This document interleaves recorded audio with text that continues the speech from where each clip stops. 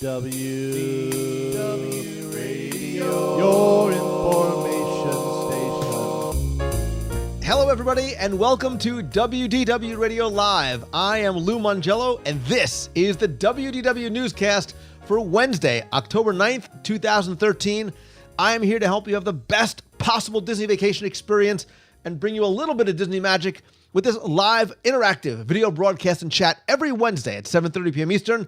There's also the audio podcast, which you can find in iTunes, the blog, videos, live events, my Walt Disney World trivia books, CDs, mobile apps, and lots more. You can, of course, find everything over at WDWRadio.com. And tonight's show is sponsored by The Ears of Steel, the new book that asks you if you are man enough to go to Walt Disney World, or maybe you have a man in your life that thinks he's a little bit too macho to go to Disney. It's a guidebook unlike anything other, aimed at guys who think maybe a little bit too tough for Disney, but there's everything from pork shanks at the tavern to the best steakhouses to golf, beer, wine, ESPN Club, and lots more. It's funny, it's a little bit different, and you can get a free excerpt of the book by visiting the Intrepid Traveler's website over at intrepidtraveler.com. Again, that's Ears of Steel. That's coming out, I think, sometime this month, the next couple of weeks. So, all right, let's get right into this week's Walt Disney World news. And if you have listened to the show in the past, you know chances are I may start off with food. And changes are coming. Changes are coming at the end of October to the dining policy, not the food itself. Because starting on October 31st, that's a Thursday, that means each and every one of the table service restaurants in Walt Disney World are now going to require a credit card to guarantee and hold the reservation. Any reservation that's not canceled before 11:59 p.m. the night before the reservation date is going to be assessed a $10 fee at all restaurants in the parks. I'm thinking of Pork Shank, in the parks and at the resorts. Things like Hoop-de-Doo, places that already have sort of a prepayment like Hoop-de-Doo, Spirit of Aloha show, that's going to continue with the existing policy. But I think what this new policy is going to do is stop some people from making multiple dining reservations, which now is a little bit tougher to do because you do need to log in. And if there is a conflict, the Disney reservation system will prevent you from doing that. But what it's also going to do is maybe having you and your mom or your sister or your friend make multiple reservations because maybe you're not sure where you want to go. Is it going to be the Wave?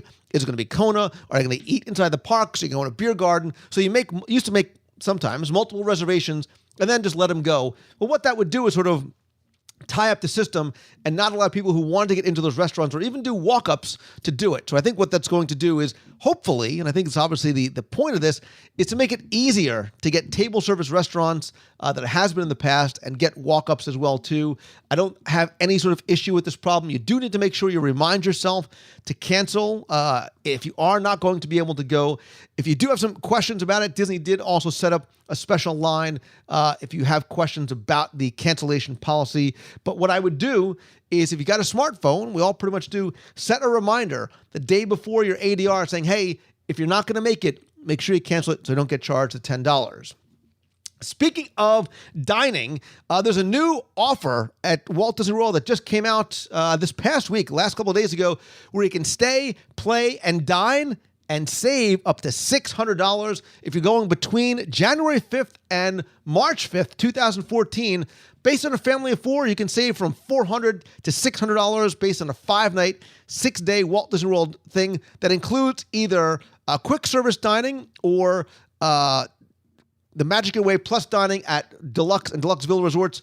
That is, again, for stays from January 5th through March 5th. You need to book by December 31st, 2013. You know, I recommend, it's because it's who I use, mousefantravel.com. They will obviously give you a free, no-obligation quote, answer any of your questions, too, about how and why, and it's a great time of year to go to come down to Walt Disney World and save literally hundreds, which sort of frees up more money for additional food and possibly a souvenir for your child. All right, so it is October. It's October something. I don't know. It's October 9th, so that means, of course, it's time to start talking about Christmas. Because believe it or not, people are already starting to ask me, listen, I want to get down there. I know Mickey's Very Merry Christmas Party is coming up, but I want to be part of the Christmas Day Parade, which doesn't actually take place on Christmas Day, but that's when we sit home in our pajamas, eating Christmas Eve leftovers, watching Kelly Ripa, and I guess it's Michael Strahan?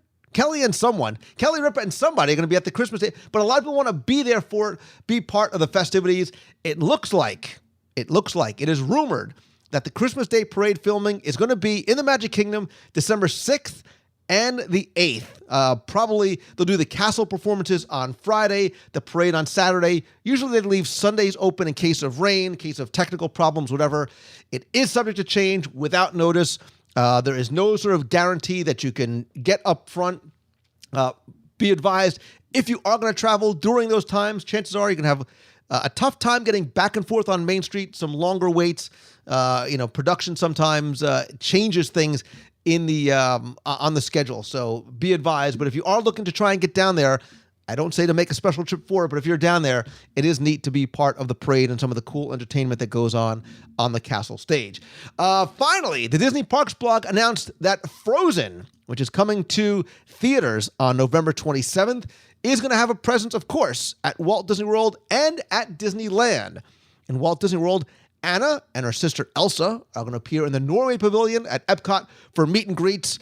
You might be able to convince them to join you for a school bread thereafter. Also, in Norway, the Stave Church is going to be transformed into a show to show how Norway inspired the filmmakers to create Frozen.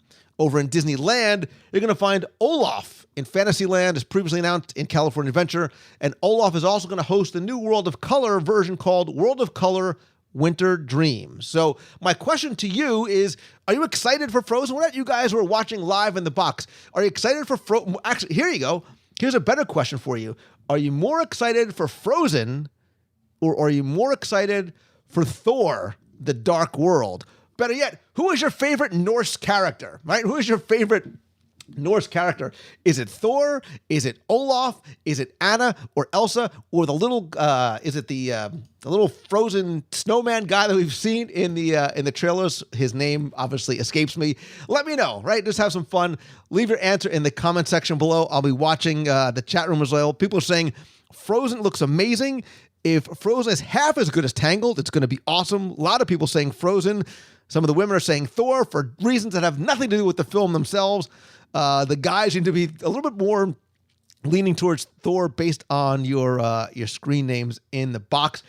Speaking of you who have been watching online, who have been following along online, I want to give a quick, big, huge, sincere thank you to all of you. This past weekend was our e-ticket event in Walt Disney World. We had our Great Movie Ride dinner inside. We had a private dinner inside the Great Movie Ride. Again, that was sponsored by Mouse Fan Travel. Thanks to Becky and her team for making an amazing night, which was a lot of fun, a lot of surprises, and great food as well, too.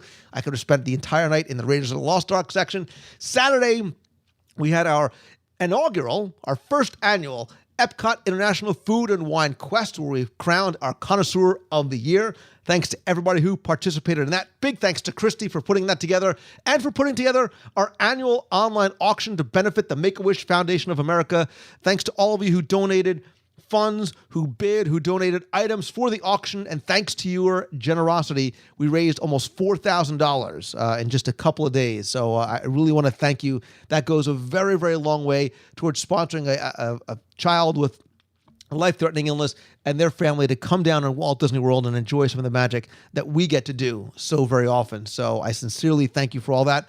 Also, be sure and visit the website over at WDWRadio.com. Subscribe to our YouTube channel. It's food and wine time. It's Halloween. I've got new videos about things you need to do to get the most out of food and wine, the best ways to enjoy the Halloween party. I got a new video coming out this week with some of the things you need to try at food and wine as well.